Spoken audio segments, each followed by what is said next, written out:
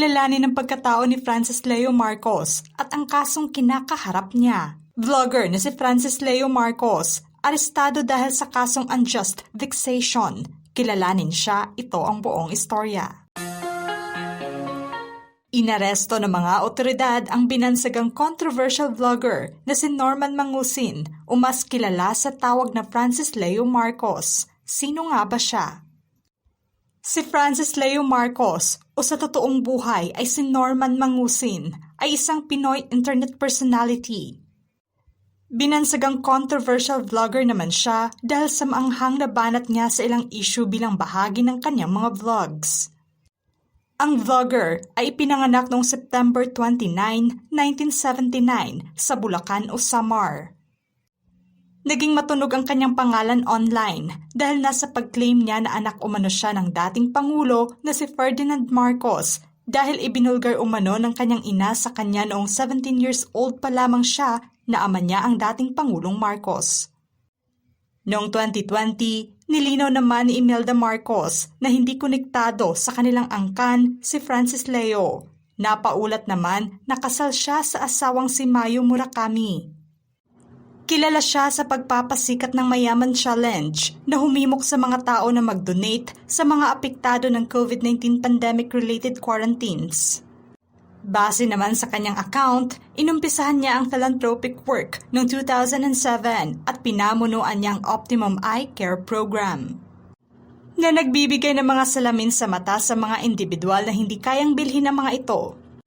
Ngunit noong 2020, inaresto siya ng NBI dahil sa paglabag sa Revised Optometry Law of 1995 sa pamamagitan ng pamamahagi ng eyeglasses para sa kanyang eye care program na wala umanong sanction ng Philippine Association of Optometry.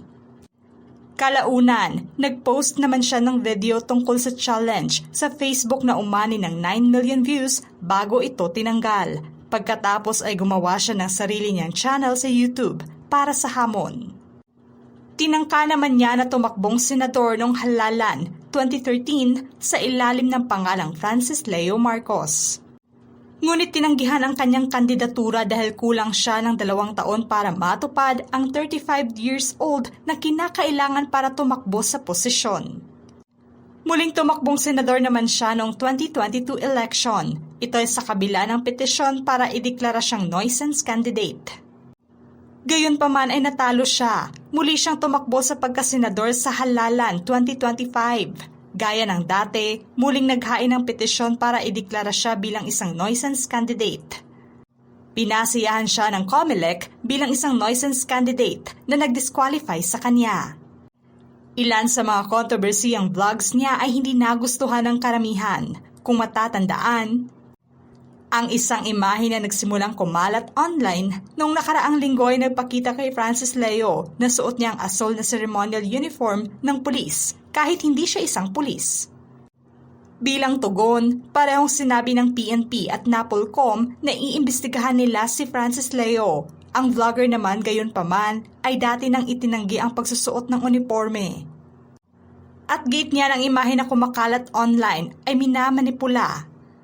Sinabi niya sa naunang pahayag na ang larawan ay digitally edited at na-leak online ng kanyang mga detractors.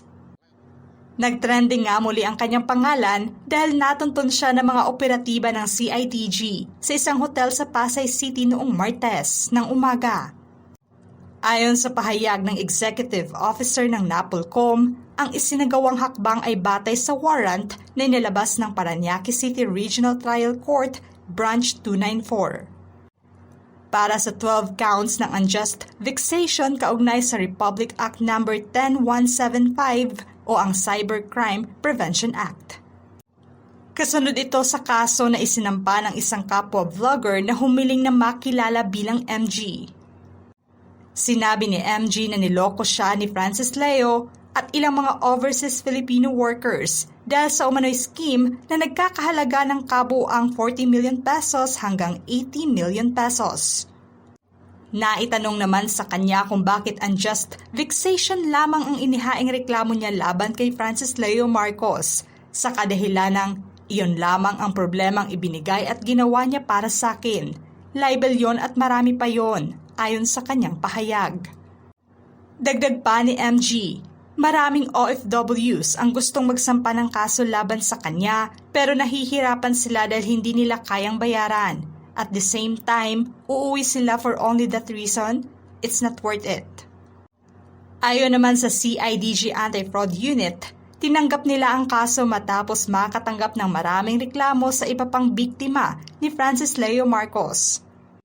Dagdag pa ang masasakit na pahayag niya laban kina NAPOLCOM Executive Officer Kalinisan, Land Transportation Office Chief Marcos Lacanilao at dating Senator Manny Pacquiao ayon sa opisyal ng NAPOLCOM. May reaksyon naman ang NAPOLCOM Executive Officer na si Kalinisan na hindi niya tinanggap ang kaso ng personal at ayaw na niyang sagutin pa ang naturang vlogger. Git niya, "To be honest, ayoko siyang sagutin. Hindi ko nais na yumuko sa antas ng mangusin. Why would I mind this mangusin? Because this is not just about me. Maraming stakeholders na involved. Una ang Philippine National Police. He dishonored the uniform of the PNP. Si Mangusin ay nahaharap sa 12 counts ng unjust vexation sa ilalim ng Article 287 ng Revised Penal Code. In relation to Section 6 of the Cybercrime Prevention Act of 2012, inirekomenda ang piyansang 120,000 pesos. Idinagdag ng otoridad na ang pag-aresto ay nagugat din sa mga alalahanin sa umano'y hindi otorisadong paggamit ng vlogger ng uniforme ng pulis. Gayon din ang iniulat na paggamit ng maraming pangalan, pasaporte at birth certificates. Sinuri rin ng mga otoridad ang presensya ng mga hindi otorisadong security personnel na nakalink sa kanya. Dahilan nito pong sumulat din ang NAPOLCOM sa Philippine Statistics Authority at Department of Foreign Affairs para tignan kung authentic ang birth certificate at passport na gamit ni Francis Leo. Samantalang sa isinagawang press conference, iniharap si Francis Leo sa media. Sa sagot niya sa mga reklamong inihain laban sa kanya, sinabi niya sa mga reporters na mga akusasyon ng pandarayan ni MG, ang kapwa-vlogger na nagsampa ng kaso laban sa kanya, ay natugunan sa isang kaso sa korte noong 2020, kung saan ang una ay inaabsuelto. Sinabi ni Francis Leo na nagsampa siya ng more grave na kaso laban kay MG, ngunit naaresto lamang siya dahil unang inilabas ang warrant laban sa kanya. Komento naman niya na unjust vexation lang naman ang kaso niya at bakit sobrang pinahiya umano siya sa buong bansa at hindi naman daw siya nakapatay ng kapwa-tao. Sa naging banat naman niya sa NAPOLCOM Executive Officer at sa iba pang mga taong binanatan niya, pagklaro niya na may rason umano siya at bakit hindi magaganda ang sinasabi niya sa mga ito. Hindi lamang isang kaso ang kinaharap niya kundi nagkaroon na siya ng maraming issue noon, tulad ng reklamo sa VALC at Staffa dahil nasa pag-recruit niya sa 6 na mga babae na nagtatrabaho bilang entertainers sa Cyprus at Turkey. Ngunit nagtrabaho lamang pala mga ito bilang bayarang mga babae. Ano ang masasabi niyo sa pagkatao ni Francis Leo Marcos at sa kasong kinakaharap niya? Just comment below.